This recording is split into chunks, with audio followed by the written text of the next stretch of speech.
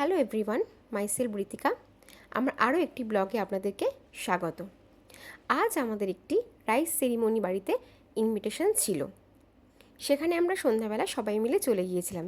আমার ছেলে, আমার মা, আমার বর, আমার দাদা, বৌদি সবাই মিলে আমরা সেখানে গিয়েছিলাম। তো সেই যে বাড়িতে রাইস সেরিমনিটা হচ্ছিল, এত সুন্দর বাড়িটা সাজানো হয়েছিল যে খুব ভালো লাগছিল। আলো দিয়ে মকটেল কাউন্টার করে চারদিকে বেশ প্যান্ডেল করে খুব সুন্দরভাবে বাড়িটা সাজিয়েছিল। তো তারপরে আমরা পুচকু মেয়েটাকে গিফট দিয়ে আমরা চলে এসেছিলাম স্টার্টার কাউন্টারে। বাচ্চাটার কাছে এতটাই ভিড় ছিল যে সেখানে আর ভিডিও তোলা হয়নি। তো স্টার্টারে ছিল ফিশ বল, চিকেন কাবাব, মকটেল, আইসক্রিম। তো আমরা কিছু ফিশ বল আর কাবাব নিয়ে খাচ্ছিলাম। মকটেল কাউন্টারটা কিন্তু খুব সুন্দর করেছিল, আমার তো বেশ ভালো লেগেছিল।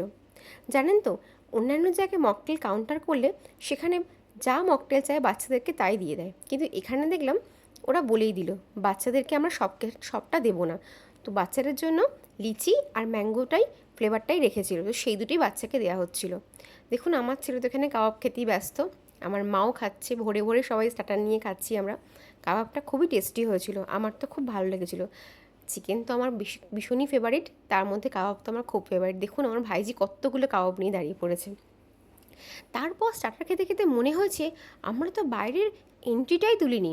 কি সুন্দর দেখুন, দুটো দারোয়ান দাঁড় করে রেখেছে, তারপর মিকি মাউস করেছে, খুবই সুন্দর লাগছিল। তো আমি একটা আইসক্রিম আর আমার ভাইজি একটা মকটেল নিয়ে আমরা চলে গিয়েছিলাম বাইরের এন্ট্রিটা নিতে।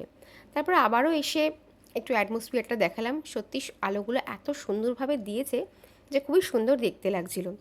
তারপরে এই যে আমার বান্ধবী, এরই ভাইজির রাইস সেরিমনি ছিল, ওকে আমিই সাজিয়েছি। সেই সাজানো ছবি নিশ্চয়ই আপলোড করব। তারপর আমার ভাইপো প্রচুর কাবাব নিয়ে দাঁড়িয়ে পড়েছে, ওকে একটু দেখিয়ে নিলাম। ও তো খেতে খুব ভীষণই ভালোবাসে। তারপর আমরা চারজনে মিলে বসে বসে গিয়েছিলাম মেন কোর্সে খেতে। মেন কোর্সে কিন্তু মেন আইটেম ছিল। প্রথমেই ভাতে পাতে পড়েছিল দেরাদুন রাইসের ভাত, মাছের মাথা দিয়ে মুগ ডাল, ঝুরি আলু ভাজা, তার সাথে আমি একটু গন্ধরাজ লেবু মিশিয়ে নিলাম, দারুণ লেগেছে। তারপরে ছিল মেথি কাতলা, যেটা আমি খাইনি, মাছটা আমার খেতে আর ইচ্ছা করছিল না। তারপরেই সেই মিষ্টি মিষ্টি বাসন্তী পোলাও আর তার সাথে মাটন কষা। ওফ, আমার তো দারুণ লেগেছিল। যদিও খুব বেশি খেতে পারিনি, তার কারণ হচ্ছে অনেকটা কাবাব খেয়ে ফেলেছিলাম, দুটো মকটেল খেয়েছিলাম, তো সেই জন্য পেটে একদমই জায়গা ছিল না। এদিকে 10টা বেজে গেছে, খেতে তো বসতেই হবে। তো বেশ কিছুটা মাটন আর পোলাও আমরা খেয়েছি। তারপরে ছিল চাটনি, পাঁপড়, পায়েস, মিষ্টি, সেগুলো আমি অতটা খাইনি বলে অতটা তোলা হয়নি। তারপর আবারও আমরা চলে গিয়েছিলাম মকটেল কাউন্টারে, এতটাই আমার ভালো লেগেছিল। যেহেতু লাস্টে মকটেলটা খাচ্ছি, সেহেতু জাস্ট সোডা ওয়াটার দিয়ে একটু জলজিরা মিশিয়ে খেয়েছি, অন্য কিছু আর খাইনি। তো কেমন লাগলো আজকে আমার এই ছোট্ট ব্লগটি অবশ্যই জানাবেন। দেখা হচ্ছে আবারও কোনো নেক্সট ব্লগে। কেমন লাগলো অবশ্যই জানিয়ে লাইক, কমেন্ট, সাবস্ক্রাইব করবেন। ভালো থাকবেন, সুস্থ থাকবেন। ধন্যবাদ।